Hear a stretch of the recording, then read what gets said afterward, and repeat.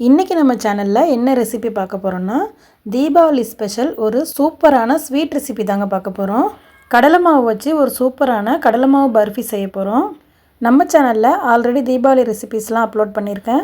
அதோட லிங்க் மேலே ஐகார்ட்லையும் டிஸ்கிரிப்ஷன்லையும் கொடுக்குறேன், செக் பண்ணி பார்த்துக்கோங்க ஃப்ரெண்ட்ஸ். இப்போ இந்த கடலை மாவு பர்ஃபி எப்படி செய்யுதுன்னு பார்க்குறதுக்கு வாங்க வீடியோக்குள்ளே போகலாம். அஸ்ஸலாமு அலைக்கும், வெல்கம் டு ஹிரா சமையல். ஃப்ரெண்ட்ஸ், இந்த ரெசிபி செய்கிறதுக்கு ஃபஸ்ட்டு நம்ம என்னென்ன பொருட்கள் தேவைங்கிறத பார்த்துடலாம்.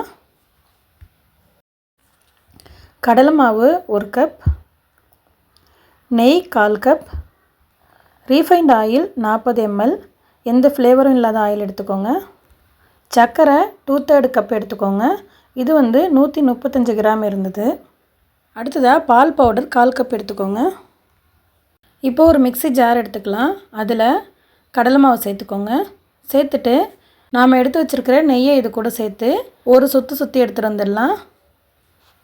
அந்த நெய் எல்லா கடலை மாவுலேயும் கலந்து நல்லா மிக்ஸ் ஆகி வந்துடணும். பாருங்கள், இது போல் இருக்கும். இது கையால் கலந்து விட்டோன்னா ரொம்ப டைம் எடுக்கும். அதனால தான் நான் இதை மிக்சியில் போட்டு ஒரு சுற்றி எடுத்துகிட்டு வந்திருக்கேன். இதை அப்படியே எடுத்து ஒரு பேனில் மாற்றிடலாம். மாற்றிட்டு இது நல்லா மொறுமொறுன்னு ஆகிற வரைக்கும் வறுத்துக்கலாம். ஸ்டவ்வை லோ ஃப்ளேம்லேயே வச்சுக்கோங்க. கடலை மாவு நெய்யில் வறுப்படும் போது நல்ல ஒரு வாசனை வரும். அது வரைக்கும் நம்ம வறுத்துக்கலாம். இப்போ நல்ல வாசனை வந்துருச்சுங்க. இந்த ஸ்டேஜில் நம்ம எடுத்து வச்சுக்க 40 ml எண்ணெயிலேருந்து பாதி எண்ணெய் இது கூட நான் சேர்த்துக்கிறேன். அதாவது 20 ml நான் சேர்த்துருக்கேன். சேர்த்துட்டு இதை நல்லா நம்ம கலந்து விட்டுடலாம். இது போல் நம்ம கைவிடாமல் கலரி விட்டுக்கிட்டே இருக்கணும்.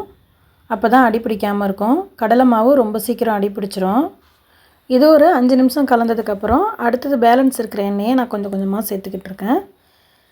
இது போல் நம்ம எடுத்து வச்சுருக்கிற 40 ml எண்ணெயும் நம்ம கொஞ்சம் கொஞ்சமாக இது கூட சேர்த்து இது போல் கலந்து விட்டுடலாம். ஸ்டவ்வை மீடியம் ஃப்ளேமில் வச்சுக்கோங்க. கைவிடாமல் தொடர்ந்து கலந்து விட்டுக்கிட்டே இருங்க. கலந்து விட்டுக்கிட்டே இருக்கும்போது இது போல் கலர் சேஞ்ச் ஆகும். பாத்திரத்தில் ஒட்டாமல் நல்லா உருண்டு வரும். இந்த ஸ்டேஜில் நம்ம ஸ்டவ் ஆஃப் பண்ணிடலாம்.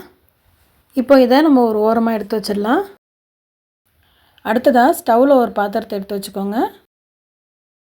அதில் நாம் எடுத்து வச்சுருக்கிற சுகரை சேர்த்து 1/2 கப்பு போல் தண்ணி சேர்த்து நல்லா இதை கரைச்சிக்கலாம். இந்த சர்க்கரை நல்லா கொதி வந்தால் போதுங்க. கம்பி பதம்லாம் எதுவும் வர தேவையில்லை. இப்போ பாருங்கள், சர்க்கரை நல்லா கரைஞ்சி கொதிச்சுக்கிட்டு இருக்குது.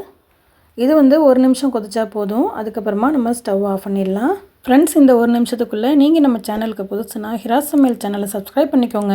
பக்கத்தில் இருக்கிற பெல் பட்டனையும் கிளிக் பண்ணிக்கோங்க. அப்போ தான் நான் போடுற யூஸ்ஃபுல்லான வீடியோஸ் உங்களுக்கு உடனுக்குடன் நோட்டிஃபிகேஷனில் வரும். இப்போ பாருங்கள், நமக்கு சர்க்கரை பாகு ரெடி ஆகிடுச்சு. நம்ம இப்போ ஸ்டவ் ஆஃப் பண்ணிடலாம். ஆஃப் பண்ணிவிட்டு இதை அப்படியே எடுத்து நம்ம கடலை மாவு கலவையில் சேர்த்துடலாம்.